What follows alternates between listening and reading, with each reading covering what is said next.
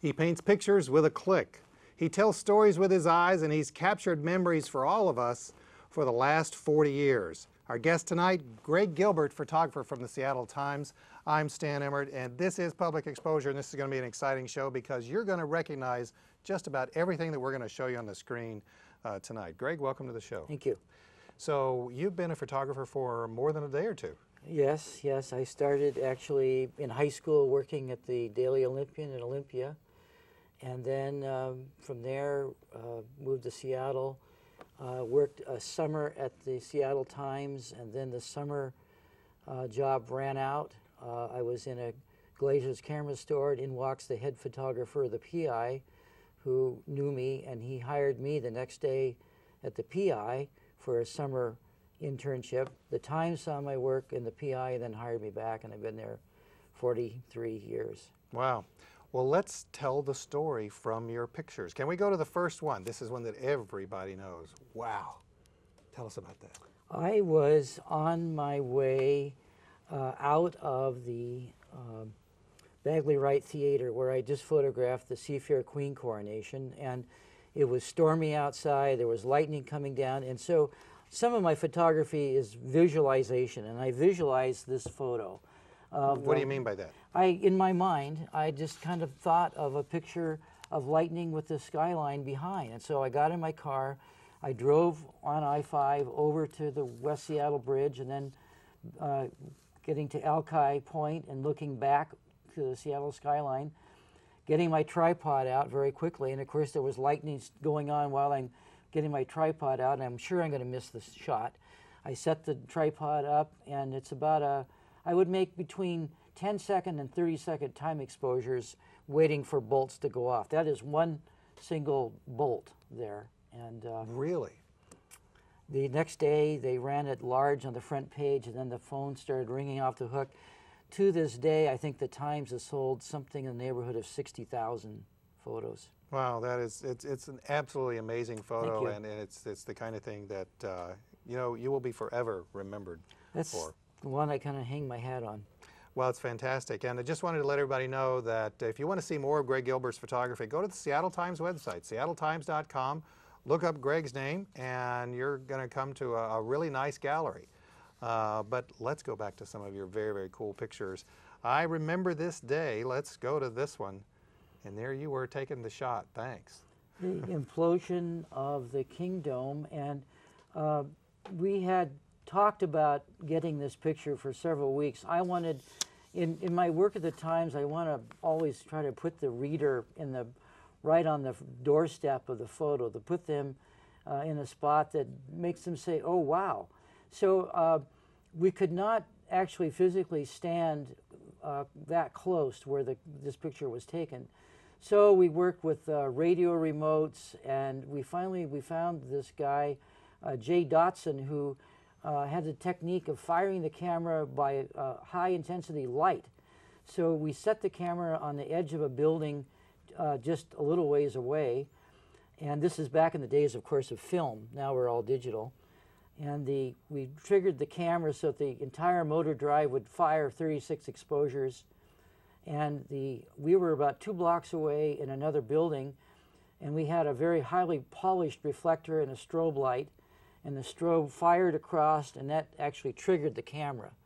And so as soon as the camera was started, the whole entire roll was fired. It was about an hour before we could get back over to where the camera was, and of course, I was a little concerned because sometimes things can happen. Yes. And you get to the camera and you look, and by gosh, here the whole roll was shot. So you know that at least the film went through the camera and you had something. Well, so how many people were involved in you making sure that you got that shot? There was the director of photography, Cole Porter, and I, Kara Brannon, who held a remote control wireless device that we rented to try. I was on the roof. She was walking down the street. Kara is one of our office workers, and none of that worked. So then we contacted Jay Dotson, and so there were about 5 of us involved, and it took about 2 weeks in planning to get that picture. And the only thing that happened was that the actual implosion was delayed by a couple hours, so the sun rose.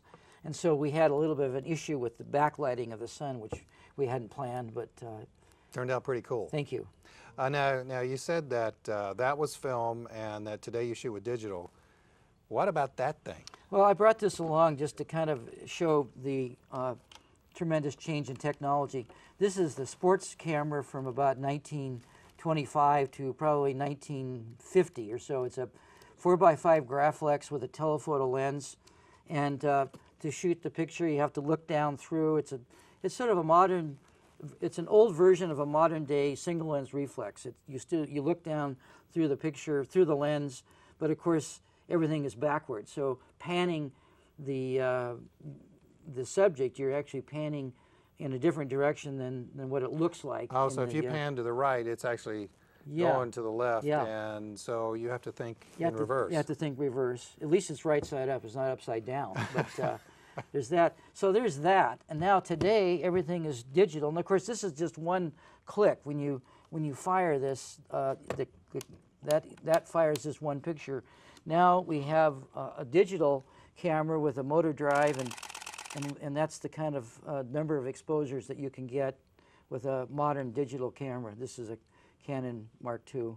So you can take many more pictures. That probably reduces your margin for error of getting the shot. Exactly. You know, the guys that use these things, their sense of timing had to be pretty darn good. You only had one chance. Where now we can photograph the whole sequence of the ball flying through the air and the receiver catching it and running down the field.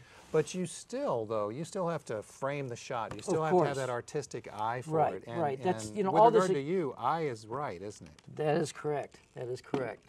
That's right. The composition is still the most important thing.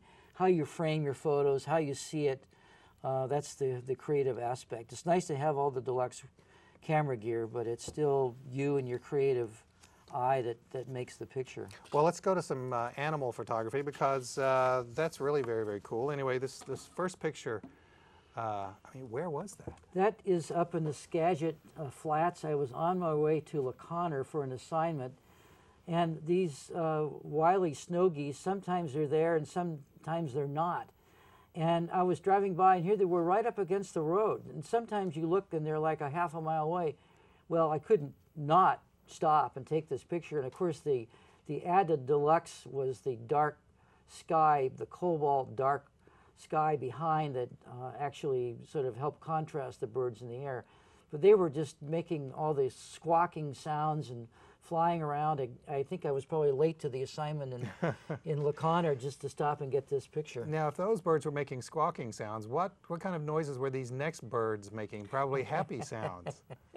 Yeah, I commuted for 18 years on the ferry from Seattle to Bainbridge Island, and I would occasionally stop at Ivers and buy the fish and chips and eat the fish and save the chips for the seagulls that would follow behind. So I had this idea for a picture of the seagulls eating out of my hand, which you could do. You could throw them up or you could hold them up.